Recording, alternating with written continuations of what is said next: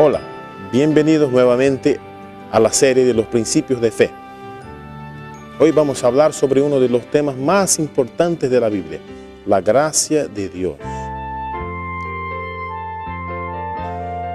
La gracia es un concepto extraño a la naturaleza humana.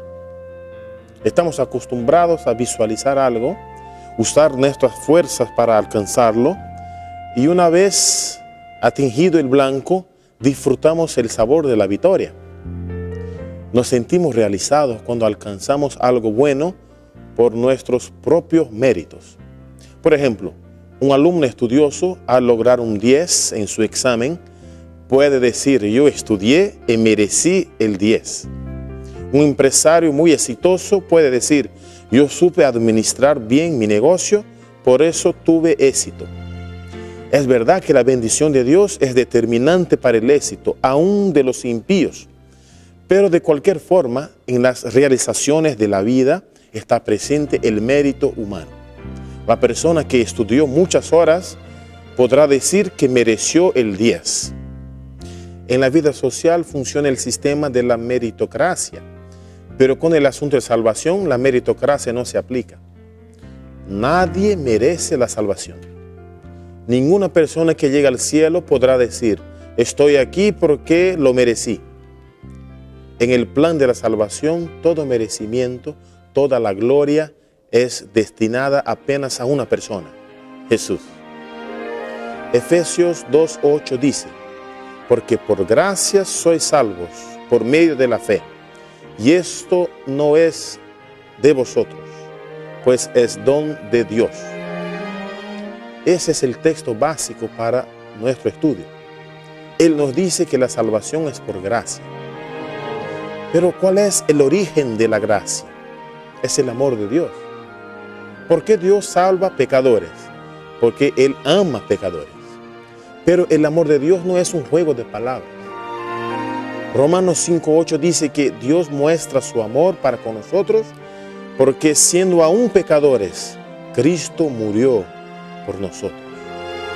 Y Juan 3:16 dice que de tal manera amó Dios al mundo que ha dado a su Hijo unigénito para que todo aquel que en Él cree no se pierda, mas tenga vida eterna.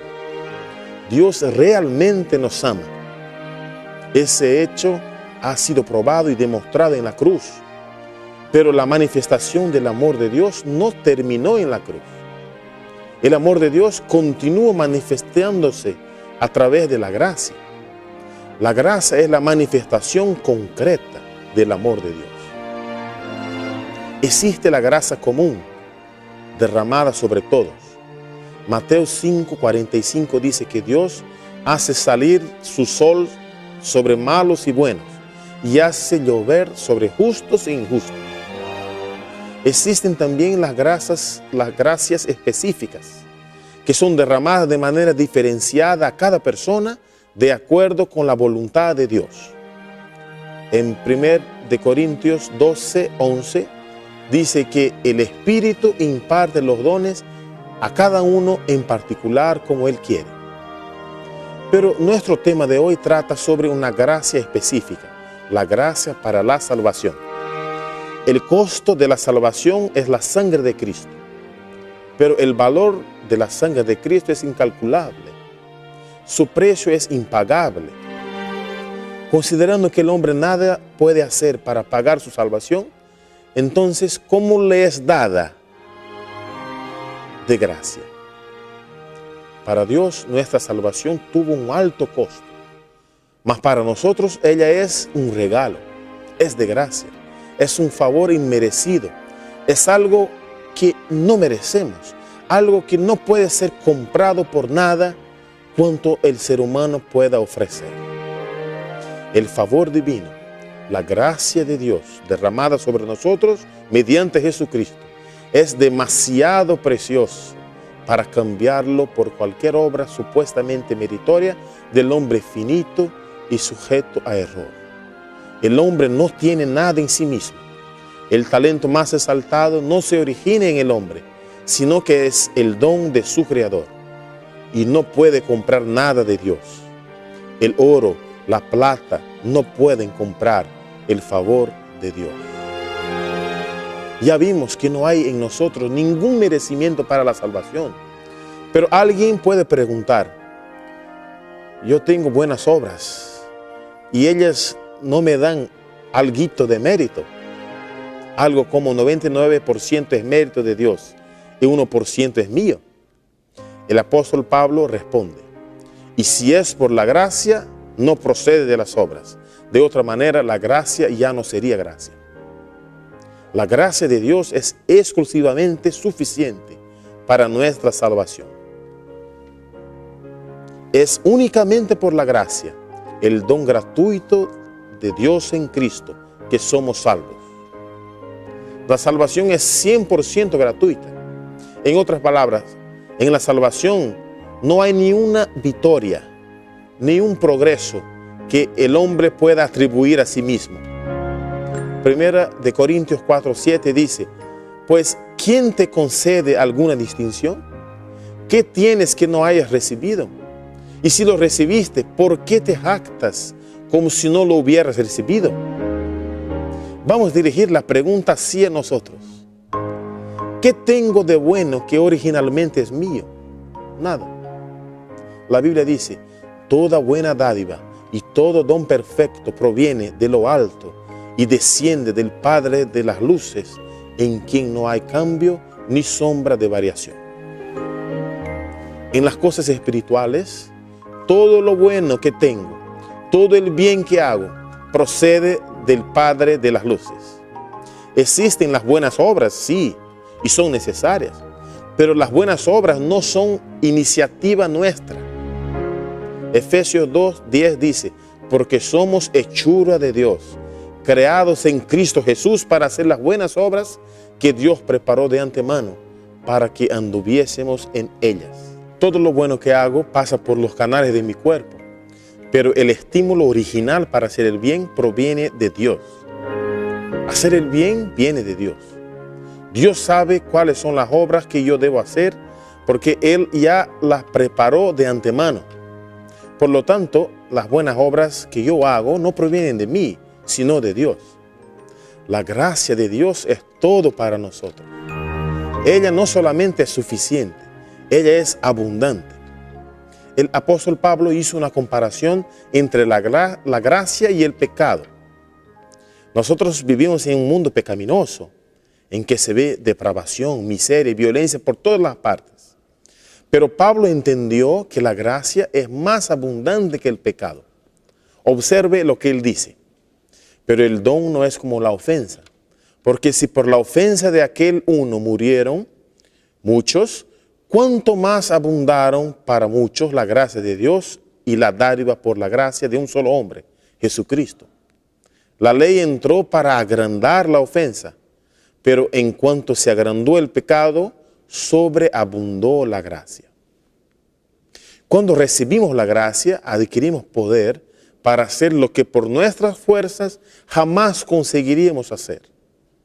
No tenemos fuerza en nosotros mismos para obedecer a Dios, mas por medio de la gracia de Cristo podemos realizar todo lo que Dios requiere. Sin la gracia de Cristo, el pecador está en una condición desvalida. No puede hacer nada por sí, pero mediante la gracia divina se imparte al hombre poder sobrenatural. Mediante la comunicación de la gracia de Cristo, el pecado es discernido en su aborrecible naturaleza y finalmente expulsado del templo del alma. Mediante la gracia somos puestos en comunicación con Cristo para ser asociados con Él en la obra de salvación. Un pensamiento interesante dice lo siguiente: la gracia es un atributo de Dios puesto al servicio de los seres humanos indignos. Nosotros no la buscamos, sino que fue enviada en busca nuestra. Nosotros naturalmente no tenemos la iniciativa de buscar a Dios, pero Él se interesa por nuestra salvación y por eso Él crea medios por los cuales su gracia puede ser impartida. Los medios de gracia son los instrumentos usados por Dios para que nos acerquemos y seamos más dependientes de Él. La Iglesia Católica entiende que los medios de gracia son los 7 sacramentos, considerados dones de Cristo a través de la Iglesia, que es la que imparte la gracia. En el concepto católico, los ritos, las ceremonias y aún las cosas usadas en ellos, como el pan y el vino, son considerados medios de gracia. Nuestra posición es diferente a la posición católica. Creemos que la gracia no es impartida exclusivamente por la Iglesia, pero directamente por el Señor a toda la humanidad. Los medios de gracia son los recursos empleados por Dios para derramar gracia sobre sus hijos. No hay virtud en los propios medios y nosotros también no tenemos ningún mérito por recibirlos. Existen diversos medios que Dios usa para impartir gracia sobre nosotros. Ahora vamos a hablar sobre algunos de ellos. 1. La oración. La Biblia dice, orad sin cesar. ¿Qué significa orar sin cesar? Significa estar conectado a Jesús en pensamiento en todos los momentos. El propio Cristo nos aconseja estar vigilantes y en oración. Velad y orad para que no entréis en tentación. La oración es el aliento del alma, es el secreto del poder espiritual. No puede ser sustituida por ningún otro medio de gracia y conservar, sin embargo, la salud del alma. La oración pone el corazón en inmediato contacto con la fuente de la vida y fortalece los tendones y músculos de la experiencia religiosa. 2.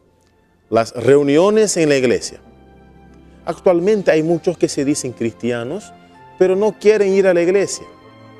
Ellos están desperdiciando un excelente medio de gracia. La Biblia dice, no dejemos de congregarnos como algunos tienen por costumbre. Más bien, exhortémonos y con mayor razón cuando veis que el día se acerca. Existen bendiciones que son dedicadas al pueblo de Dios que se reúne para adorarlo colectivamente. Jesús habló del privilegio de reunirse. Él dijo, porque donde 2 o 3 están congregados en mi nombre, allí estoy yo en medio de ellos. 3. El culto familiar en la mañana y en la tarde. Dios desea derramar su gracia sobre nosotros y nuestra familia. Cuando la familia se reúne para adorar a Dios, todos sus miembros reciben abundante gracia. Aún no sea posible adorar en la iglesia todos los días, el culto familiar suple nuestra necesidad de la adoración colectiva. La Biblia dice, así que hermanos, os ruego, por las misericordias de Dios, que presentéis vuestros cuerpos como sacrificio vivo, santo y agradable a Dios, que es vuestro culto racional. Así como los israelitas realizaban los sacrificios de la mañana y de la tarde, nosotros también podemos ofrecer diariamente el culto a nuestro Dios, en la mañana y en la tarde. ¿Qué puedo hacer para merecer la gracia? Nada. Sin embargo, existe una condición para que ella sea derramada: la humildad. La persona más sencilla, el más iletrado, como también el intelectual más refinado, necesitan humillarse delante de Dios. La Biblia dice que el Señor resiste a los soberbios, pero da gracia a los humildes. La humildad acá no tiene nada que ver con la pobreza material, la falta de escolaridad o la ignorancia intelectual. Humildad es la disposición de recibir algo inmerecido, de recibir un favor. El apóstol Pablo hizo una experiencia interesante con el Señor. Él tenía un aguijón en la carne que le incomodaba mucho y él pidió 3 veces para ser curado, pero Dios se rehusó a quitarle el problema. En cuanto a esto, 3 veces he rogado al Señor que lo quite de mí y me ha dicho, bástate mi gracia, porque mi poder se perfecciona en tu debilidad. Por tanto, de buena gana me gloriaré más bien en mis debilidades, para que habite en mí el poder de Cristo. Pablo aprendió a depender totalmente de la gracia de Dios. Muchas veces él estuvo en situaciones en que sus habilidades no le servían de nada, pero él confiaba en el Señor y sus necesidades eran suplidas, a veces de forma milagrosa. Cuando él estaba encarcelado, enfermo y sin fortuna, él pudo decir: todo lo puedo en Cristo que me fortalece. Queridos amigos, necesitamos aprender a depender de Jesús. Él es el autor y consumador de nuestra fe. Sin Él nada podemos hacer. Yo soy débil, pero Jesús es mi fortaleza y eso me llena de esperanza. Doy gloria a Dios por eso, porque su gracia es suficiente y poderosa para salvarme. Que esta verdad sea entronizada en nuestros corazones, que tengamos la seguridad de que alguien nos ama y nos bendice, aún sin merecerlo, y que esa convicción nos llene de gratitud y de alegría. Yo les invito ahora a orar al Señor. Querido Padre, te agradecemos por tu infinita gracia, que es suficiente para nuestra salvación. Te agradecemos por los medios de gracia que tú colocas a nuestra disposición para bendecirnos. Y ahora te pedimos que nos enseñes a depender completamente de ti. Te lo pedimos en el nombre de Jesús. Amén.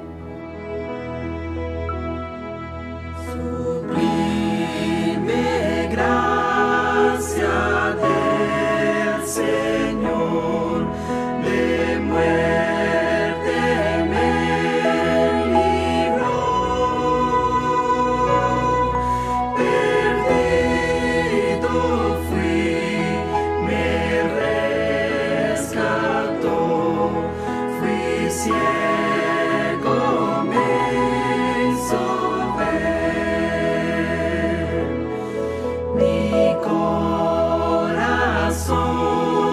enterneció, mis dudas disipó, preciosa fue la hora en que rendí mi vida a Él. Jesús promete darme el bien, confío siempre en Él, mi protector y guía fiel, me llevará al lugar.